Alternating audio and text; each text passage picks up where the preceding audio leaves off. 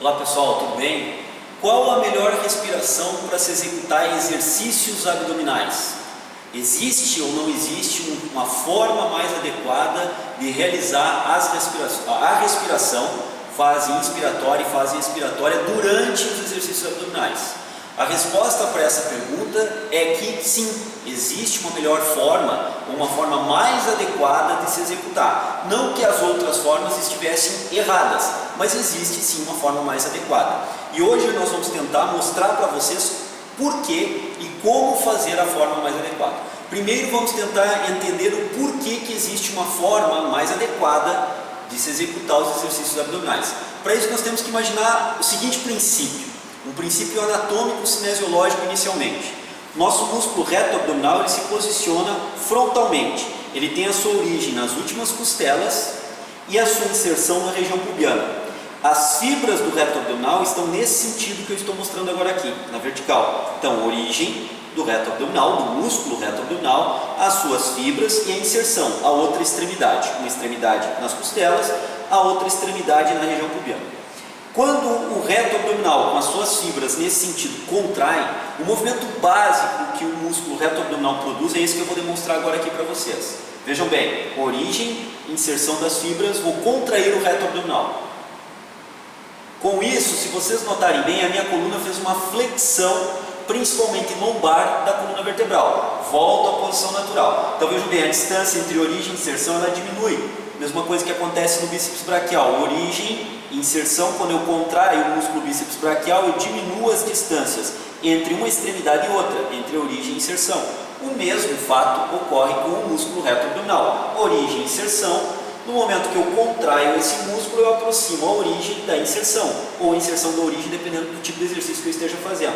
O importante aqui é verificar que eu estou produzindo uma flexão da coluna vertebral, particularmente uma flexão lombar da coluna vertebral. Voltei com uma extensão lombar da coluna vertebral, volto a fazer uma flexão, trabalhando o encurtamento do músculo reto abdominal, a contração do músculo reto abdominal e aproximando a sua origem da sua inserção. Então esse é o movimento básico de produção do reto abdominal para se estar trabalhando com esse músculo, se estar fortalecendo, gerando resistência. Independente do tipo de treinamento, se o exercício é para reto abdominal, esse é o movimento básico para se executar o enfoque desse músculo. Agora vamos analisar um outro processo. Quando nós aproximamos a origem da inserção, nós podemos perceber que a área visceral, a área intraabdominal, ela diminui. Observem bem, aqui nós temos a área visceral, a área intraabdominal, e agora eu vou fazer a contração, a flexão da coluna lombar. Vocês podem ver que essa área, ela diminui. Diminui o espaço visceral, diminui o espaço intraabdominal, porque a minha caixa torácica ela é movimentada para baixo ao encontro da região pubiana. E isso diminui fortemente o espaço de posicionamento visceral.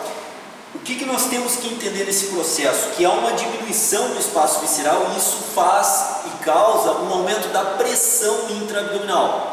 Ou seja, as vísceras que estão aqui elas vão ser comprimidas, já que a área pulmonar, a área torácica se aproximou e compactou essa região, diminuiu o espaço ocupado por essa região visceral, compactou mais as vísceras e com isso aumentou a pressão intraabdominal.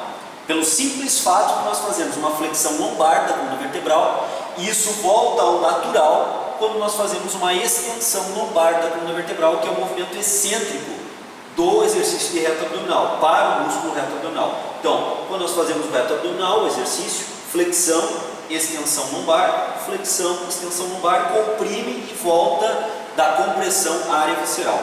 Agora nós temos que analisar um outro músculo fortemente envolvido nesse processo, que é um músculo, que é na verdade o principal músculo respiratório, o músculo diafragma.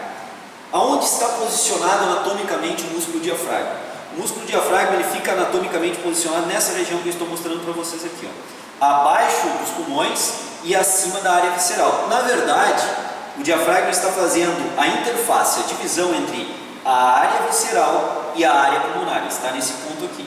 E o músculo diafragma relaxado ele fica nessa posição, fica elevado, diminuindo a área pulmonar. Quando o músculo diafragma contrai, ele gera esse movimento. Ele aumenta a área pulmonar. Agora, se nós percebemos bem, vejam bem, ó, o músculo diafragma está relaxado, eu vou contrair, vou representar com as minhas mãos a contração do músculo diafragma. Contrair o diafragma, com isso eu aumento a área pulmonar, mas vejam bem o que acontece com a área intraabdominal, a área visceral. Eu tenho uma área visceral significativa e quando eu contraio o diafragma, eu diminuo a área visceral. Então, a contração do diafragma, ele também gera um aumento da pressão intraabdominal ou da pressão visceral. Por quê? Porque ele estando relaxado, a área visceral é maior, não há uma compactação tão grande das vísceras. Quando se contrai o diafragma, ele baixa e com isso ele comprime mais as vísceras, aumentando a pressão intravisceral ou intraabdominal, aumentando, é verdade, a área pulmonar. Quando que o músculo diafragma contrai ou relaxa? Lembra que eu falei no começo? O músculo diafragma é o principal músculo respiratório, não o único, mas o principal músculo respiratório, porque ele está dentro do processo inspiratório. Então vamos lá, meu músculo relaxado, diafragma relaxado, eu vou inspirar. Eu elevo o tórax, elevo a caixa torácica, porque nós temos músculos intercostais que fazem esse processo de elevação da caixa torácica para aumentar a área pulmonar e poder fazer um processo em que o ar ambiente entre. Tem que ampliar a caixa torácica, ampliar os meus pulmões e aí o ar ambiente vai penetrar para dentro dos pulmões. Junto com esse processo de ampliação da caixa torácica, o diafragma vai fazer o seguinte processo, vai contrair e baixar, aumentando também a área pulmonar. Vejam bem, o diafragma quando contrai, ele também contribui com o aumento da área pulmonar. E isso ocorre durante a inspiração. Então vamos lá. Ó.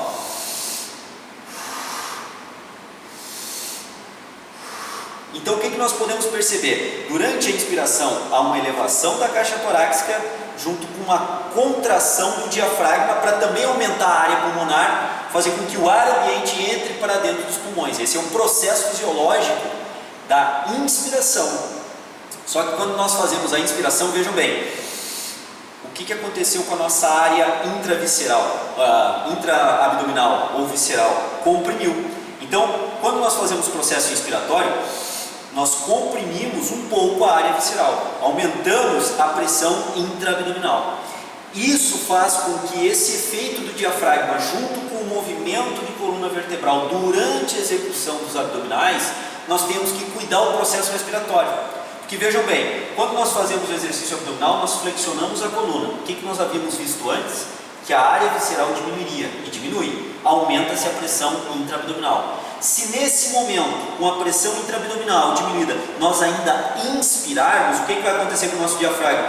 Vai contrair, aumentar a área pulmonar e comprimir ainda mais a região visceral, aumentando ainda mais a pressão intravisceral. Ou seja, se nós inspirarmos o ar durante a fase concêntrica dos movimentos abdominais, nós vamos baixar o diafragma, o músculo diafragma e aumentarmos fortemente a pressão intraabdominal. Agora, se nós fizermos ao contrário, durante a fase de flexão, fase concêntrica do músculo reto abdominal, nós expirarmos o ar, ao invés do diafragma estar contraído e diminuindo fortemente a área visceral, o diafragma relaxa e sobe. Ao relaxar e subir o diafragma, diminuindo obviamente a área pulmonar, nós aumentamos a área intraabdominal, a área visceral e diminuímos a pressão não se torna tão grande ao expirarmos e relaxarmos o diafragma. Então essa é a associação entre a melhor respiração e o trabalho de movimento corporal, especificamente da região lombar, da coluna vertebral, e o trabalho do diafragma. É quando nós fazemos a fase concêntrica do movimento abdominal, nós expiramos o ar, o diafragma relaxa, sobe, aumenta a área pulmonar, não gera uma pressão intraabdominal tão grande quanto geraria essa pressão se nós inspirássemos e descêssemos com o diafragma, a pressão intraabdominal seria muito maior. Então esse é o cuidado que nós temos que ter. Durante a execução de todo e qualquer exercício abdominal, o ideal e a respiração mais adequada é expirarmos durante a fase concêntrica, onde nós flexionamos a coluna. E agora eu vou fazer a aplicação então da fisiologia do treino, um exercício abdominal para vocês ficarem com esse tema bem claro. Então vamos lá. Eu vou deitar, decúbito dorsal, fazer uma técnica de abdominal bem básica.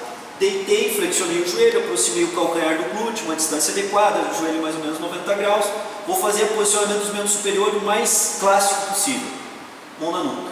e aí executa o exercício abdominal flexionando a coluna vertebral e voltando. Lembrando que quando eu faço esse movimento eu já gero um aumento da pressão intraabdominal por compressão das vísceras, porque eu fiz uma flexão lombar da coluna vertebral. Se nesse momento eu inspirar, eu aumento mais ainda a pressão intraabdominal. Então é o momento de expirar o ar, relaxar o diafragma. Então, expira, inspira, inspira, expira. Com isso, toda vez que eu comprimir a região intraabdominal, a região visceral, eu relaxo o diafragma e permito uma área maior do que se eu contrair o diafragma durante o processo inspiratório. Esse aumento da pressão intraabdominal muito forte, ela dificulta completamente o retorno do sangue para o coração, que nós chamamos de retorno venoso. O sangue desce, flui, oxigena membros inferiores e tem que voltar. Existe uma veia grande que faz esse retorno do sangue, chamada veia cava inferior. Essa veia cava inferior, quando a pressão intraabdominal é muito forte, começa a bloquear parte do fluxo sanguíneo que vem pela veia cava inferior, dificultando então, consequentemente, o retorno venoso do sangue para o coração. Então o indivíduo pode sentir desconforto e ter dificuldade circulatória se ele fizer uma inspiração na fase concêntrica. Então existem vários efeitos fisiológicos não muito adequados se nós invertermos esse processo fisiológico respiratório. Então, para fechar, o adequado é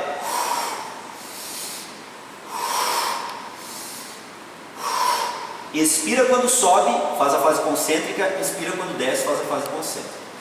Então vejam bem, no treino de hoje, ou na dica de treino de hoje, na análise da fisiologia do treino de hoje, eu procurei mostrar para vocês não só qual a respiração mais adequada para se executar os exercícios abdominais, mas também procurei fazer uma explicação fisiológica, anatômica e cinesiológica do porquê que essa respiração é a mais adequada, para que vocês possam entender os processos fisiológicos, cinesiológicos e anatômicos que regem o argumento da melhor respiração, e não simplesmente afirmar que essa é a melhor respiração e não ter nenhum embasamento para isso. Eu tentei mostrar todo o embasamento dessas três áreas de estudos da educação física. Bom pessoal, espero que vocês tenham gostado do tema de fisiologia do treino de hoje, e se vocês estão gostando dessa série Fisiologia do Treino, compartilhem com seus amigos, curtam, nos ajudem a divulgar essas informações para as pessoas fazerem os exercícios com maior conhecimento de causa, de como se executar, como fazer, e com isso promover mais pessoas fazendo o exercício físico de forma correta. Esse é o nosso intuito. Então divulguem as nossas mídias que aparecem embaixo e nos ajudem nessa bandeira que nós levantamos, promover informações de qualidade para que as pessoas tenham melhor orientação sobre o exercício físico. É isso. O tema era esse hoje. Um grande abraço, até a próxima Fisiologia do Treino.